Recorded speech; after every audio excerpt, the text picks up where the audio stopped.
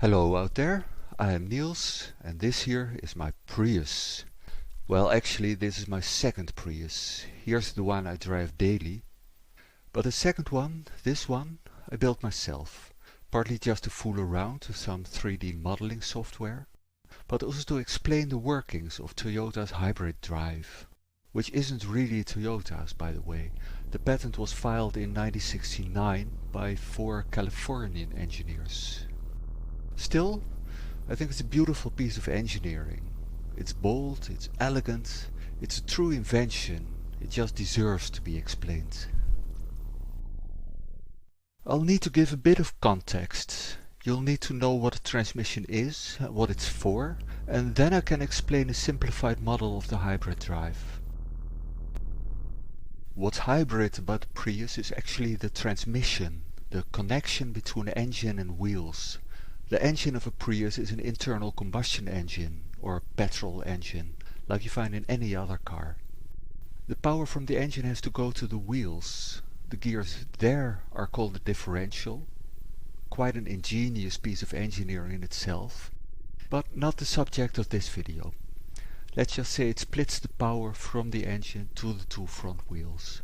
Now in between the engine and the differential, that's what we call the transmission, and that's where the Prius magic happens. In a perfect world, we would just weld in an axle and be done with it. That would work from about 50 kilometers an hour. Below that, the engine does not have the power to drive a car. A gasoline engine needs speed before it can produce power. In standstill, it can't even drive itself. You need to disconnect it, use a starter motor to get it running, let it rev up itself, and only then can we connect it to the wheels. But not directly. We need some soft connection. And such a soft connection is called a clutch. Basically two millstones grinding together, passing some force to the wheels and dumping the excess energy as heat. Lots of heat.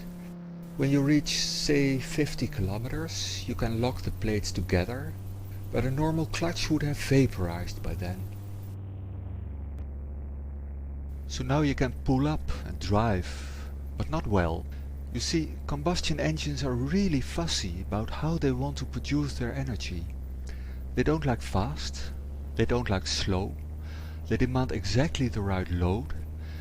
And when an engine is not happy, it starts burning more and more fuel with less and less output in return. So you put in a gearbox.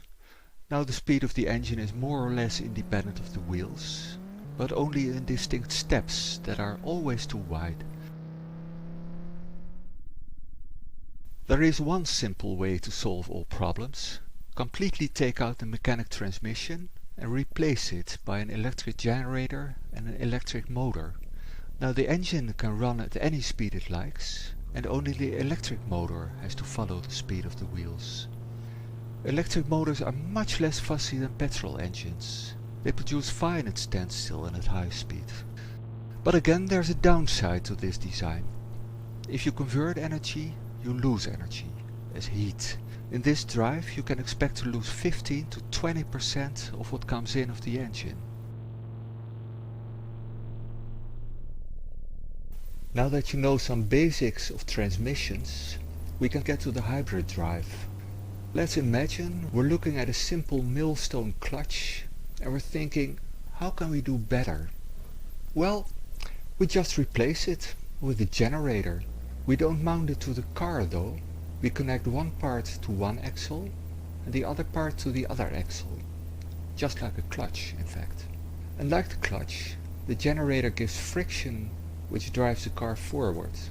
It keeps up the friction until the two parts have the same speed. Then the friction stops. Both parts move as if glued together, like a clutch. Just one difference with the clutch. It doesn't convert friction into heat, but into electricity. When pulling up, you might generate about 30 kilowatts of energy. That's enough to light up a medium office building. It's a lot of energy. But lacking portable office buildings, what can you do with that sort of energy? Well, you build an electric motor in the driveline and any electricity that comes out of the clutch you feed straight back into the motor. And there you go, the basics of the hybrid driveline. Let's take a closer look at what's going on when we pull up with this car. At first, all energy is absorbed by the generator, then pushed back in by the electric motor. But while we're speeding up, less and less energy takes the electric path, while more and more is put through mechanically, through the axle. When both axles have the same speed, generation stops, but now the generator acts as if it's locked, so the petrol engine connects directly to the wheels. Super efficient. Now you'd think that it stops there, but no. Motor and generator now switch their function. The motor becomes a generator, converting force to electricity, then feeds it back to the original generator, which is now a motor. And now the axle gets speed from the engine and from the electric motor, so the engine can work at a lower speed. It's like a river flowing upstream. So motors are generators and generators are motors. That's why Toyota calls them motor generators. MG1 at the engine side, MG2 on the other side. I want to stress that this is not a perpetual motion machine. Such machines do not exist. The drive takes away force, or really torque, from the outgoing axle, then feeds it back as speed to the engine axle. No energy is gained, ever.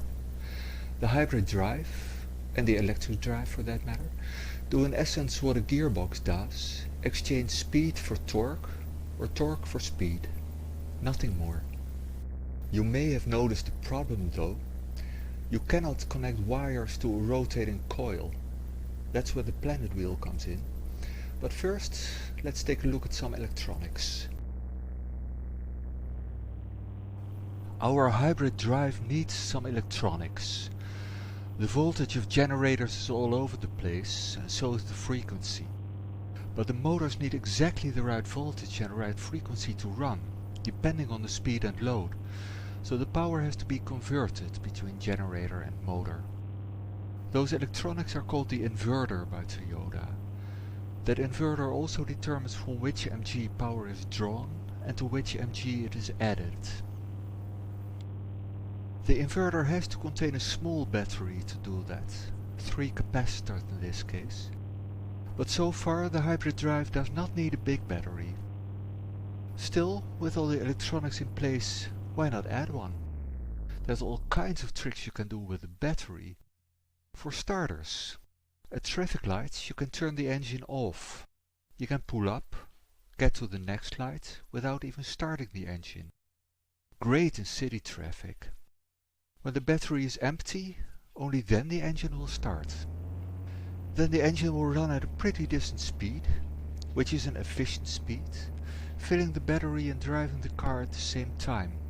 And when the battery is full, the engine turns off and you're on battery again. This is much better use of the engine than in a normal car. A normal car would be either idling or working at a speed that's way too low for efficiency. The engine of our hybrid, on the other hand, is either running at an efficient speed or just not running at all. When you're past the traffic jam, free to make speed, you can get full throttle from the engine, combined with the power of the battery in MG2. The Prius has pretty good acceleration actually for a car with a small engine built for efficiency. When you're up to speed, cruising along, the battery will mostly do nothing at all. Remember, when you convert energy, you lose energy. Storing energy in a battery only makes sense in those special cases, start-stop driving or idling. And we can use the MGs as a brake and use that energy to fill the battery. And last, you can drive on the battery. Not fast, not far. It's really mostly a party trick, but it's a great selling point. Back to the dreaded planet gear set. I think it really has only one purpose, to handle that connection between coil and wires in MG1. In smaller motors you might use sliding contacts, but I guess that's not an option for 30,000 watts of energy. You really want that motor to be fixed to the car. So you put in a planet gear set, a power split device in Toyota's words. The inner wheel, the sun gear, is connected to MG1. The wheels around that, the planet gears, are not connected at all, but their axles are connected to the petrol engine. The axle of the petrol engine goes through MG1, through the sun gear, and behind the planet gear it's connected to those small axles. The outer ring, the ring gear, is connected to the wheels, with MG2 wading in.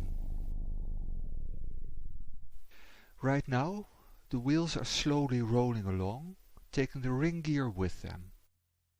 The engine is stopped, keeping the axles of the planets fixed. Now the sun gear and MG1 have no choice but to roll the other way.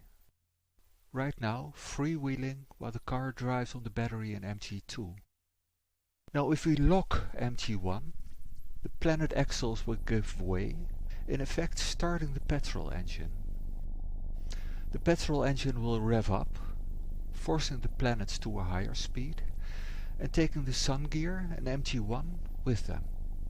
MG1 is filling the speed gap between engine and wheels, like a clutch in fact. When the car goes fast enough to connect the engine directly to the wheels, the sun gear can stop. Now all the power can go only one way, to the ring gear, directly driving the wheels. Then we get to the point where the wheels want to go faster than the engine, where the MGs switch their function. MG2 will send power to MG1, driving the sun gear around, now adding speed to the engine axles. Nice solution, but it completely messes up the speeds of the engines. Compared to my simple hybrid drive, the petrol engine now has to run slower to get to the same speed, and MG1 has to run much faster.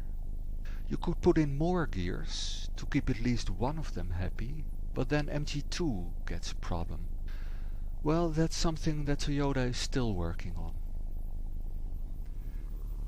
In reality, Toyota rotated the driveline 90 degrees and replaced an axle with a chain between ring gear and differential. Nothing really changes. The ring gear and MG2 are still directly connected to the wheels. This is how the hybrid drive is built into the first and second generation of the Prius, all engine parts in line with the battery in the back of the car. In the third and fourth generation they added another planet gear set. They call it the speed reduction device, but what it actually does is speed up MG2, so that now they can slow down all the machines together by changing the final gears. And Toyota is still fiddling with that. They have this drive now in the Prius, the Auris, the Yaris and a four-wheel drive, all with different ratios for the planet gears and their final gears. Apparently it's not easy to get that right. And that's it, people. That's Toyota's hybrid drive, the dance of the three engines.